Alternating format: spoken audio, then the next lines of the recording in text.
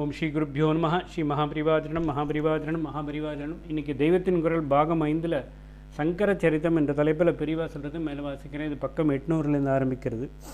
இதையெல்லாம் பார்த்து இந்த தேசமே ரொம்ப பேக்வேர்டு என்று சொல்லி உங்களுக்கெல்லாம் அறிவுச்சுடர் கொடுத்துகிறோம், எங்கள் மாதிரி உங்களையும் முன்னேற்றுகிறோம் என்று ஆரம்பித்தார்கள்.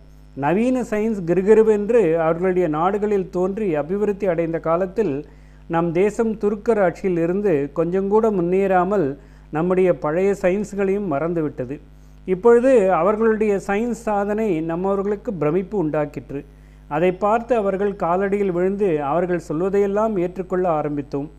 தங்கள் காலடியில் வந்து விழுந்து தங்களையே வழிகாட்டிகளாக ஏற்றுக்கொள்ளும் இந்த இந்துக்கள் தான் மிக புராதனமான காலத்திலிருந்து சில நூற்றாண்டுகளுக்கு முந்தி வரை சகல துறைகளிலும் முன்னேறி லோகத்துக்கே வழிகாட்டியாய் இருந்திருக்கிறார்கள் என்பதை ஒப்புக்கொள்ள அவர்களுடைய சுயாபிமானம் விடவில்லை. அது மட்டுமில்லை, உள்நோக்கம் என்றேனே அதற்கு வருகிறேன்.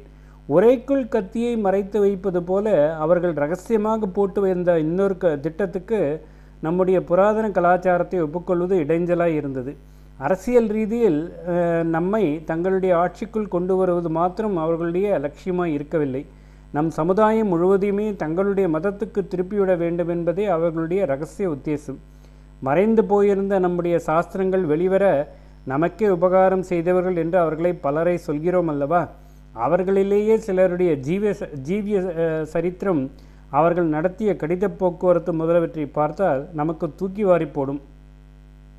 இந்துக்களோடு விசுவாசமாக போகிற மாதிரியே போயே அவர்களை வளைத்து பிடித்து அவர்களுடைய சுயமதாபிமானம் போகும்படி செய்து அவர்களை தங்கள் மதத்துக்கு இழுத்துவிட வேண்டும் என்று அவர்கள் பிளான் போட்டிருந்தது இவற்றை பார்க்கும்போது தெரியும்.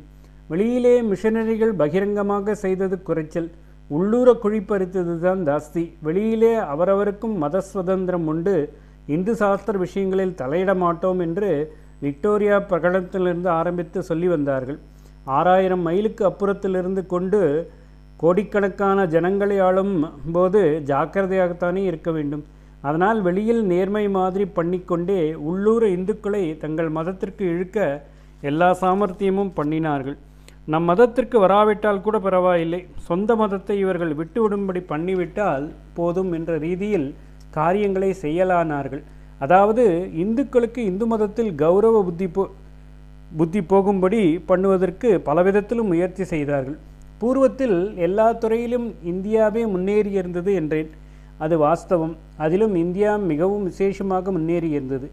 ஆத்ம சம்பந்தமான சமய சாஸ்திரத்திலும் அனுஷ்டானங்களிலுமே ஆகும், வாழ்க்கையின் சகல அம்சங்களிலும் கலாச்சாரத்தின் அத்தனை இழைகளிலும் சமயமே ஊறியிருக்கும்படியாக இங்கே ஏற்பட்டிருந்தது.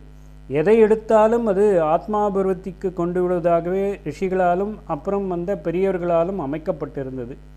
இப்படி மத உணர்ச்சியே மையமாக கொண்டு மற்ற எல்லா பூர்வீக சிவிலைசேஷன்களும் அழிந்த பின்னும் தான் மட்டும் அழியாமல் ஹிந்து நாகரீகம் இருந்து வந்திருக்கும் போது இங்கே போய் புதிய மதம் ஒன்றை புகுத்துவது என்றால் அதற்கு எவ்வளவோ தந்திரமும் தகுதிதத்துவம் பண்ணத்தானே வேண்டியிருக்கும்.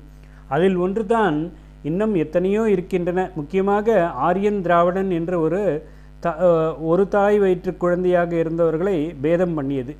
ஆனால் அதிலேயெல்லாம் இப்பொழுது பிரவேசிக்க வேண்டாம். நமக்கு அவசியமான அம்சத்தை மட்டும் பார்க்கலாம். ஹிஸ்டரி ரிசர்ச் என்று சொல்லிக்கொண்டே நம்முடைய மிக பழைய காலத்தை முடிந்த மட்டும் கிறிஸ்து சகாப்தத்துக்கு எவ்வளவு கிட்டே கொண்டு வர முடியுமோ அப்படி கொண்டு வந்து விடுவது. நம்முடையது ரொம்பவும் தொன்மையானது என்பதில் ஒரு பெரிய சைக்கலாஜிக்கல் நிறைவு இருக்கிறது என்று சொன்னேன் அல்லவா? இந்துக்களுக்கு அந்த நிறைவு இல்லாமல் பண்ணிவிட வேண்டும் என்று நினைத்தார்கள். நினைப்பை காரியமாக செய்து கொள்ள அவர்களுக்கு கிடைத்த ஒரு முக்கியமான உபாயம் பௌத்த மதம். ஓம் ஸ்ரீ குருப்யோ நம. ஸ்ரீ மகாபரிவாஜனம் மகாபரிவாஜனம் மகாபரிவாஜனம்.